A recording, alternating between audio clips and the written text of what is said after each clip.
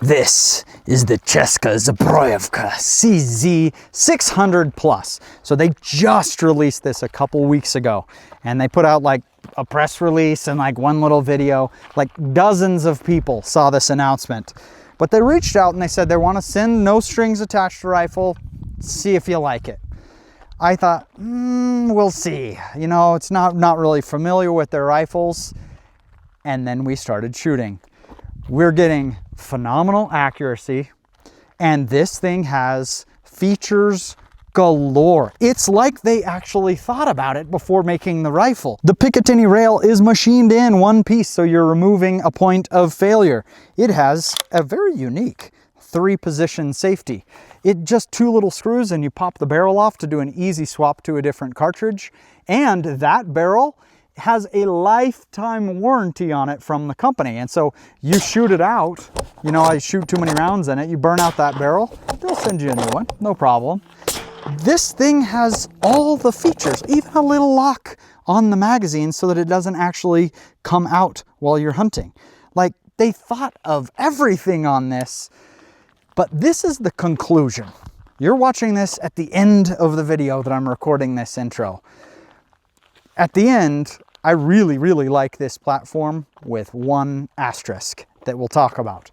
So as you start to watch this video and you see some of the issues we have, patience, because we see just what is needed to get this thing shooting good. Okay, so setup for this thing, I want your thoughts on the stock. I mean, it's a plastic stock. Plastic fantastic. Yep. I mean, this is a 650, 700-ish kind of price point. There's definitely a lot of movement in the forend. I think with a bipod, you're sometimes going to be contacting, sometimes not, which isn't ideal. They could have improved that by just shortening the forend. I always feel like if you aren't going to have a rigid forend, just shorten it a little bit. Leave the barrel out there, but what I don't want is sometimes contact, sometimes not. But we'll see how it impacts accuracy. The design features here that they're bringing all the way through are kind of cool from a distance, but like I don't know what's that going to be like all the time on your hand. I don't know. It feels a little cheapy, but normal, I guess, for the price point. I mean, you guys know that I'm going to talk about the recoil pad. I don't know what the thought was here. Like, how is removing the top of that recoil pad going to help anybody? It just makes it so you can't go up higher when you're shooting like prone, where you usually have your shoulder pretty high on the recoil pad when you're shooting prone. So I don't understand how that could help by doing that. Just give you the option and then you put the shoulder anywhere. That is likely gonna put a little pinch point right on you. Yeah. So we'll have a backstop recoil pad for this one in a jiffy. So anyway, a lot of good things though. Let's see. Swivel stud. How she does. Yep. Good old sling swivel studs. Wish we had QDs. Oh, that's our first problem. Their sling swivel stud is a little fat. It's a little chunkier than normal. And so on a normal MDT bipod, it's too big for the hole. Will not fit in. Okay, we're gonna go ahead and try this thing. We're gonna shoot several different groups with different ammo throughout the video. We're gonna like shoot a group, and then as it's cooling, talk about the next part of it. We're using this Barnes Harvest ammo. This stuff is very inexpensive. Glad to see this on the market. A lot of people are really liking it. This is my first time shooting it. The accuracy guarantee that they give on this thing is very interesting. I'll show you that in just a sec. Let's rip off this screw.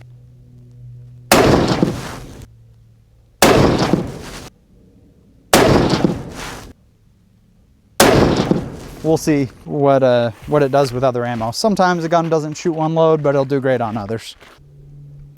I'm just not that stable. Look at that. That's why I'm not that stable. I felt like, man, why aren't my crosshairs sitting more dead? But look, the bipod is not moving. The bipod is fixed. And look how much wobble there is in that stock. Yeah, look at that movement in that stock. That's very little input. And you're barely touching that. It's just a little.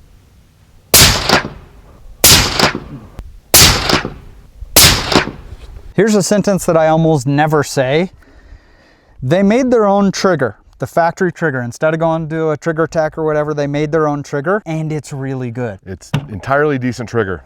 So there are 4 positions on it. One thing that surprised me is, you see kind of the 1, 2, 3, 4 there, just with an Allen key, it's changed. And it goes from 1.4 pounds to 2 pounds, 2.5, and 3 pounds. And the 1.4 is entirely usable. It's a little light for a hunting rifle, but entirely usable. Like that feels really good. You feel just this barely little movement before the break, and it's nice and light. Like, I could shoot that well. What were your thoughts on the trigger? I enjoyed the trigger. I didn't feel like I was having to yank on it or pull or get off center. Trying to do better about my geometry of my finger when I pull. It's something I've been working on the last couple of weeks, and no problem with that. Yeah, very nice. So good job on the trigger.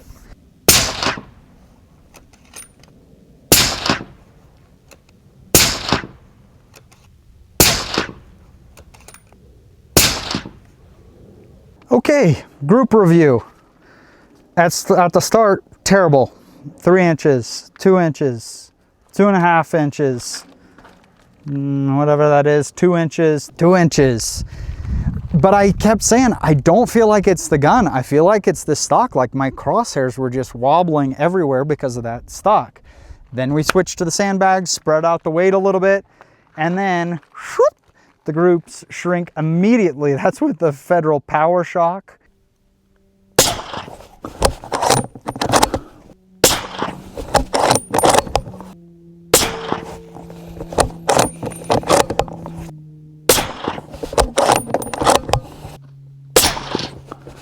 Dang. Wow. That's a great group. Phenomenal. This is a budget gun. I'm shooting cheap Federal Power Shock ammo, and that is a half-inch 5-shot group. I love this thing. Then this is with the Barnes 1 inch. This is with the Remington Core Locked sub MOA, and then the Super Performance a little bit over 1 MOA. So multiple different loads, all shooting 1 MOA, one load shooting half MOA. Like, it's actually a really accurate cold hammer forged barrel, and the platform itself, but not with that stock. One feature that I know a lot of you guys really like is the 3-position safety. This one is very unique, but I love how they designed it. There's a button on the top and the bottom that you press for the safety. Push down is push to fire. But then the bolt you can lock when we're in safe. You can lock so the bolt won't come flying open. Unload the gun without taking it off safety. You press down on the release, and then you can release the bolt, but it's still on safety for that. So cool little feature. They just thought so much through this platform and did so much right. Just a little bit of orange so you can see the cartridge, that it's empty a little bit better. From the 3-position safety to the trigger to the swappable barrel to the warranty on that barrel to everything. CZ has come out swinging here. Like, this is not a little mild release. There is a lot to like. They put a magazine lock on this. So push a button and you get your magazine out. Put it in. I did notice that it's easy to push the front, but you got to make sure the back is clipped up as well. The thing that is really cool on this, though, is it has a lock. So when you're hunting, if you've ever lost a magazine while hunting, it's a very frustrating experience. So you got this lock so that it can't come even if you press the button while you're hunting, and then you just unlock it and get it out. That's a really, like, that's just such a simple design. Like, that probably took an engineer a day to do, and it just makes it a more usable rifle.